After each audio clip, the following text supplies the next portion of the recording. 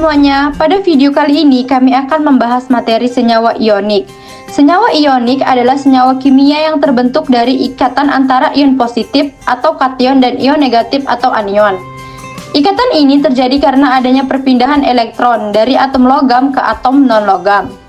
Atom logam cenderung melepaskan elektron sehingga bermuatan positif, sedangkan atom non-logam cenderung menerima elektron sehingga bermuatan negatif.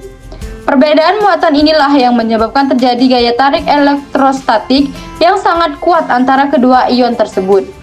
Gaya tarik ini disebut sebagai ikatan ion.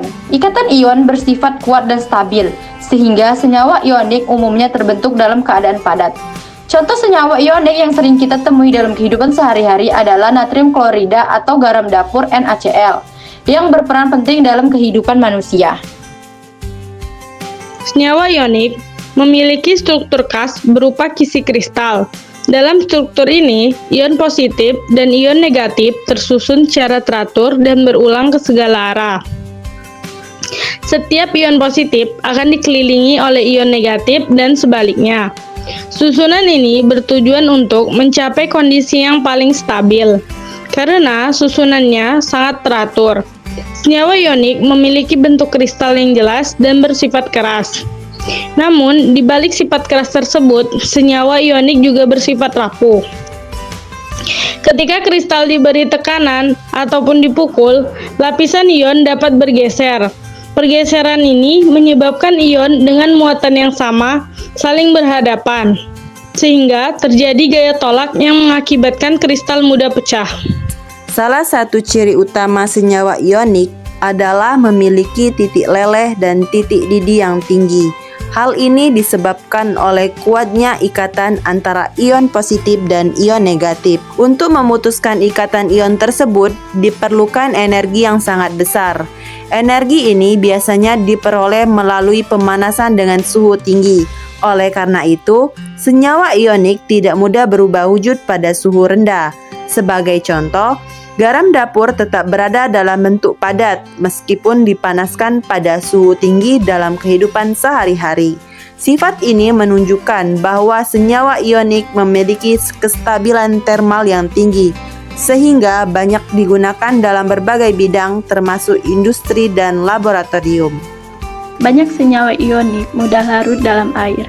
Hal ini disebabkan oleh sifat air yang polar, sehingga mampu menarik ion positif dan ion negatif dari kisi kristal senyawa ionik.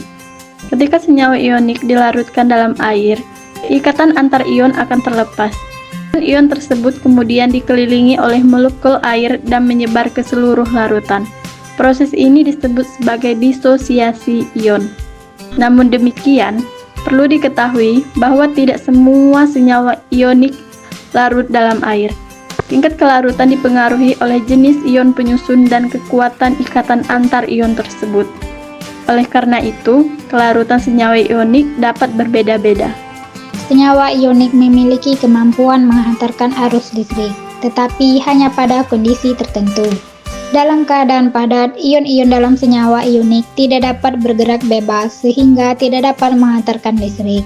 Namun, ketika senyawa ionik dilarutkan dalam air atau dilelehkan, ion positif dan ion negatif dapat bergerak bebas. Pergerakan ion-ion ini memungkinkan terjadinya aliran arus listrik. Larutan senyawa ionik yang dapat menghantarkan listrik disebut sebagai larutan elektrolit.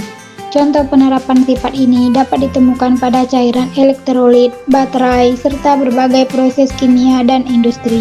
Dari pembahasan yang telah disampaikan, dapat disimpulkan bahwa senyawa ionik terbentuk melalui ikatan kuat antara ion positif dan ion negatif.